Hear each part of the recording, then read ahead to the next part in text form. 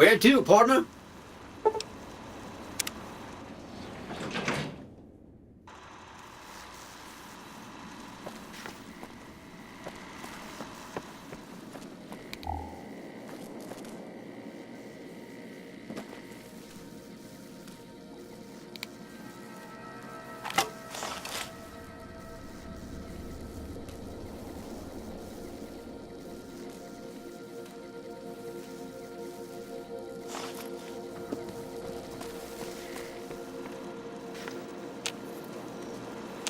High roller, sweet.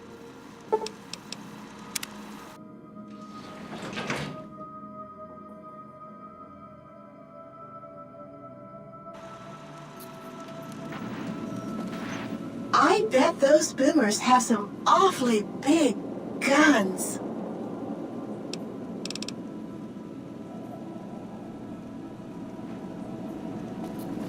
If it isn't our favorite VIP.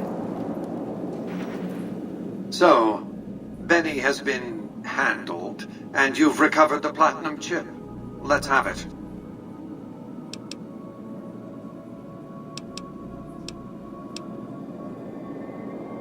I'll be happy to satisfy your every curiosity once the platinum chip has been delivered. Such a small thing, isn't it? And yet so capacious, so very dear.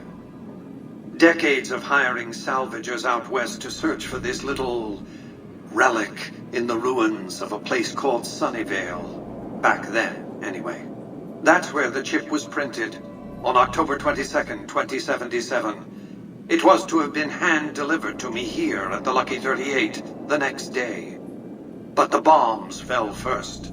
Suffice it to say, the delivery was never made.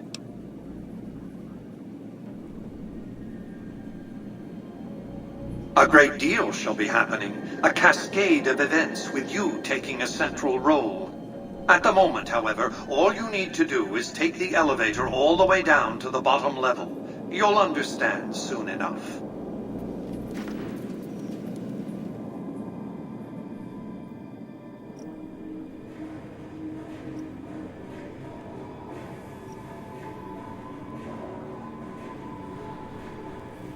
Step closer to the demonstration area, if you would.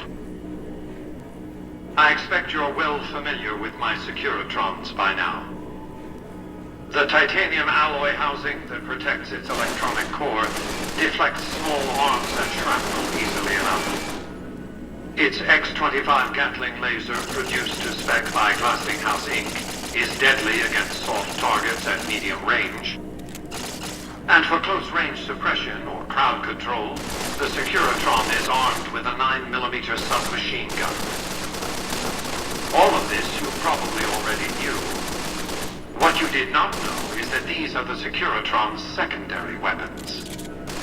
All this time, my Securitrons have had to get by running the Mark I operating system, which lacked software drivers for their primary weapons. Today, with the delivery of the Platinum chip, all that changes. Behold, for the first time, Securitrons running the Mark II OS. The M235 missile launcher gives the Securitron the ability to engage ground and air targets at significantly longer ranges. And a rapid-fire G-28 grenade launcher ensures the Securitron is deadly in close-range engagements. The software upgrade also includes drivers for the Securitron's highly sophisticated on-board auto-repair systems. Altogether, the Mark II software upgrade confers a 235% increase in combat effectiveness per unit. The city of New Vegas finally has soldiers worthy of protecting it. Return to the penthouse now. We have much to discuss. Trips to the basement are rarely so educational, don't you think? I've since broadcast the upgrade to every Securitron in range of my transmitters, and I must say, it's causing quite a stir down on the Strip.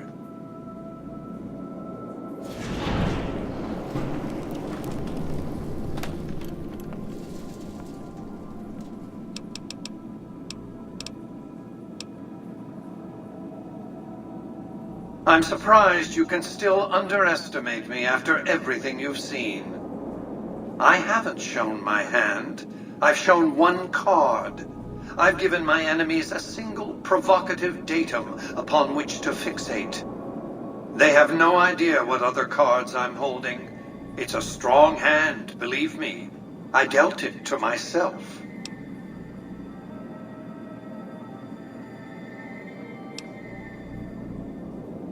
Why would I want to go to war against the NCR? They're my best customers. If their leaders weren't scheming to steal Vegas out from under me, I'd have no troubles with the NCR at all. To secure the future of New Vegas, I must have your assistance. The work ahead is dangerous, but you weather danger well.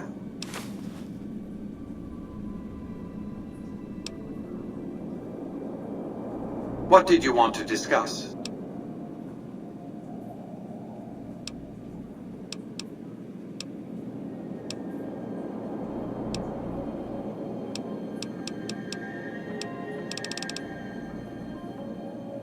That's because he ceased to be relevant when you recovered the platinum chip. Revenge doesn't interest me. Progress does. Sorry to deny you a moment of primate triumph, but you'll have to go elsewhere to sound your barbaric yawp. What else did you want to discuss? I recommend following the Securitrons' instructions. Its programming is strict, and I don't have time to change it.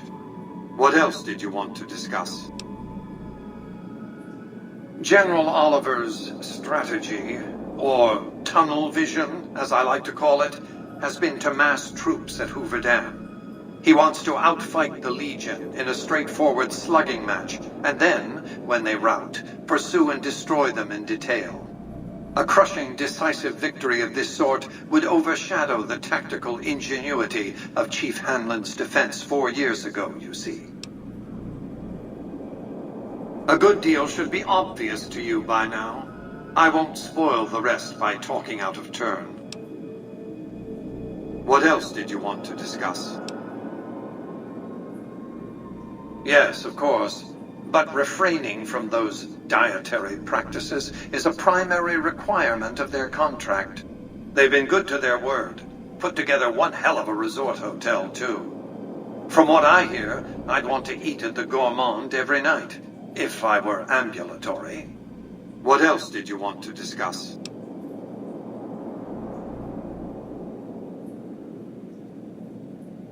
Yes, I know. It was detected immediately and deactivated, let's see, 39.735 seconds after you planted it. You thought I wouldn't notice? Have you found the courage to do what's necessary? What else did you want to discuss? One of the followers of the apocalypse, I'm sure. They're curious about me. Good luck planting a surveillance device here in the Lucky 38 without my knowing about it. What else did you want to discuss? I've resurrected Vegas, spirit intact. What I need now is the ability to enforce my rightful claim. Not just against Caesar's Legion, by the way. In fact, the NCR is a more present and insidious threat. To enforce, one must have force, a position of strength. Years ago, when I detected NCR scouts roaming the Mojave, I could tell from their uniforms that these were no mere tribesmen. I knew it was only a matter of time before an army appeared to take control of the dam, and I knew my Securitrons wouldn't be enough to oppose them. And so I recruited the 3 families. Vegas belongs to me because I mustered enough strength to bring the NCR to the bargaining table.